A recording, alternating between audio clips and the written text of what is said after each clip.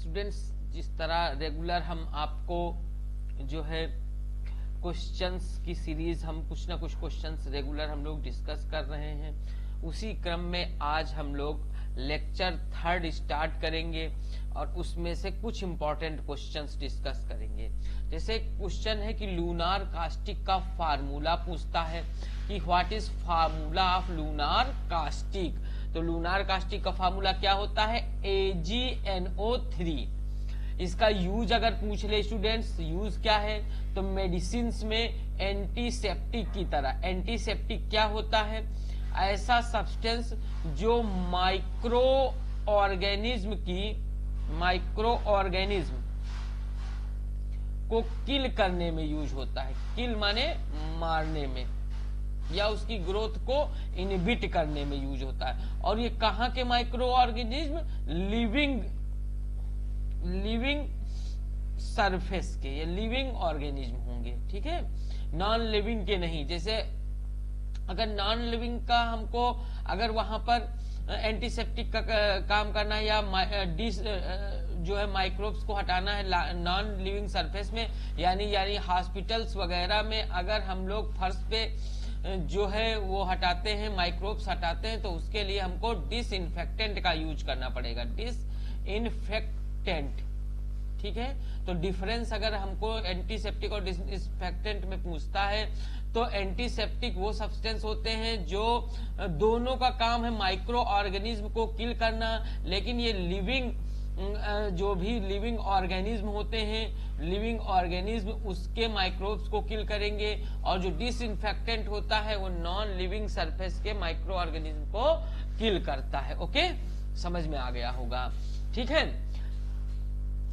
जैसे हॉस्पिटल में जो भी इन्फेक्शनस मरीज हैं, उनके जाने के बाद या उनके हटने के बाद या उस जगह पर उसके नीचे अगर पोछा लगाना है तो हम लोग डिसइंफेक्टेंट का यूज करेंगे। समझ में आ गई होगी आई होप बात स्टूडेंट्स। तो नेक्स्ट है, आगे देखते हैं हम लोग। तो ये बात हो गई।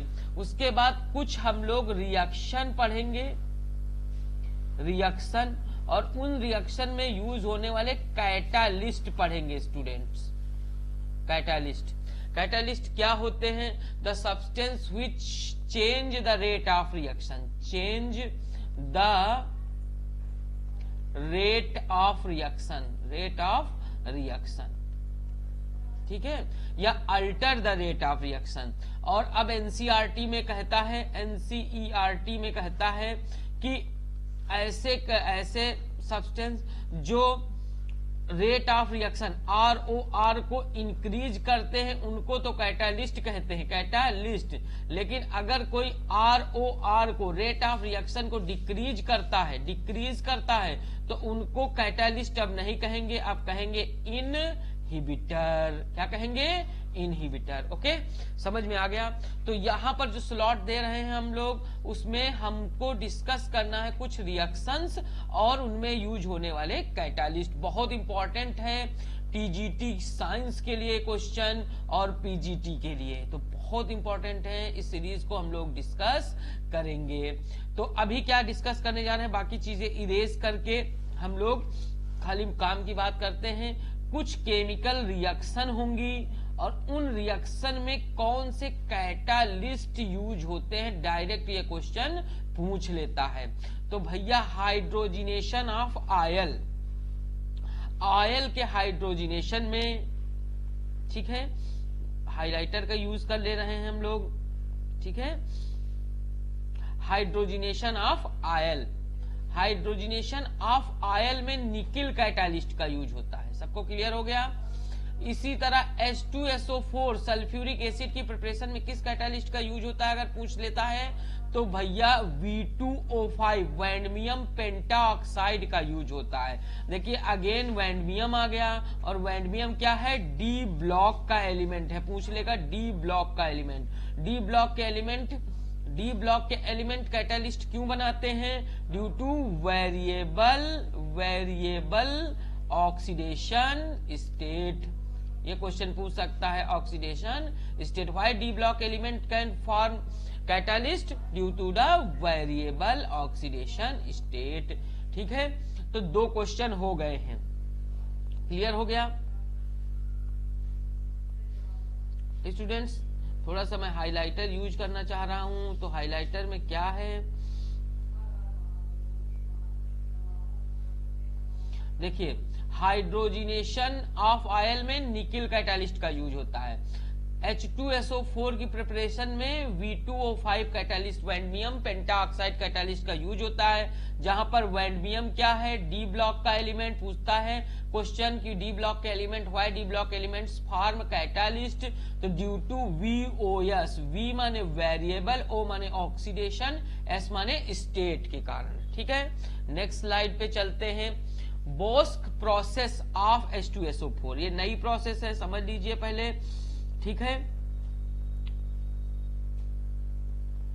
बोस्क प्रोसेस ऑफ H2 हाइड्रोजन का प्रिपरेशन की जो बोस्क प्रोसेस होती है, उस बोस्क प्रोसेस में कौन सा कैटालिस्ट यूज होगा, अगर पूछे कैटालिस्ट तो ये मिलान करने के लिए भी आता है, तो V2O3 और Cr2O3। यहाँ स्टूडेंट्स इनमें, ठीक है, माफी चाहते हैं, Fe2O3 एंड Cr2O3, ये Fe है, V2 नहीं है, Fe2O3 एंड Cr2O3। देख लेते हैं इनकी ऑक्सीडेशन स्टेट, चेक करते हैं। Fe2O3, अगर Fe है यहाँ पर, Fe की ऑक्सीडेशन स्टेट हमको निकालनी है, तो Fe की अगर x मानते हैं तो 2 साथ में है तो 2x, ठीक है, प्लस ऑक्सीजन की होती है -2 इंटू 3 इज इक्वल टू, कोई चार्ज नहीं है तो यहाँ पर 0, तो 2x प्लस 3 2 जा माइनस के 6 इज इक्वल टू 0, तो 2x इज इक्वल टू, ये इधर जाएगा तो हो जाएगा प्लस का 6, तो x इज इक्वल टू यहाँ पर हो जाएगा प्लस का 6/2, तो हो जाएंगे 3। तो यहाँ पर ऑक्सीडेशन स्टेट 3 में हमारा Fe है। ठीक है, तो ये दोनों कैटालिस्ट का इसी तरह से इसकी ऑक्सीडेशन स्टेट निकाल लेंगे।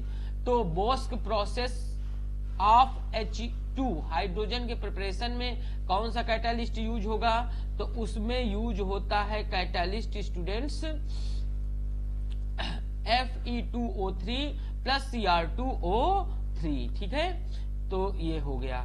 ठीक है, मैं इरेज कर देता हूं बाकी चीजें ताकि काम की चीज हो जाए। ठीक है, ये बार बार कोई प्रोसेस है या कोई रिएक्शन की बात कर रहे हैं, और यहाँ पर कौन सा कैटालिस्ट यूज हो रहा है उसकी डिस्कशन कर रहे हैं। अब बहुत इंपॉर्टेंट है, मेरी तरफ से वेरी वेरी इंपॉर्टेंट लगा देता हूं, Ostwald process of HNO3 preparation, यानी ओस्टवाल्ड विधि से नाइट्रिक एसिड का प्रिपरेशन करते हैं, तो वहां पर हम लोग कौन सा कैटालिस्ट यूज करते हैं, तो भैया प्लेटिनम का वायर यूज करते हैं, और विद RH यहाँ पर क्या है, तो RH है रोहडियम, क्या है, रोहडियम, किसका सिंबल है, रोहडियम का। ओके, रोहडियम, समझ गए। यहाँ पर PT इस प्रोसेस में क्या करता है, अगर पूछे ओस्टवाल्ड प्रोसेस से नाइट्रिक एसिड प्रिपरेशन में PT क्या करता है, तो PT जो होता है increase the oxidation state.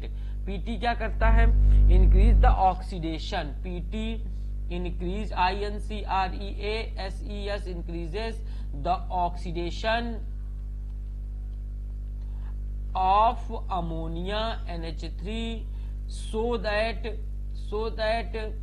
formation of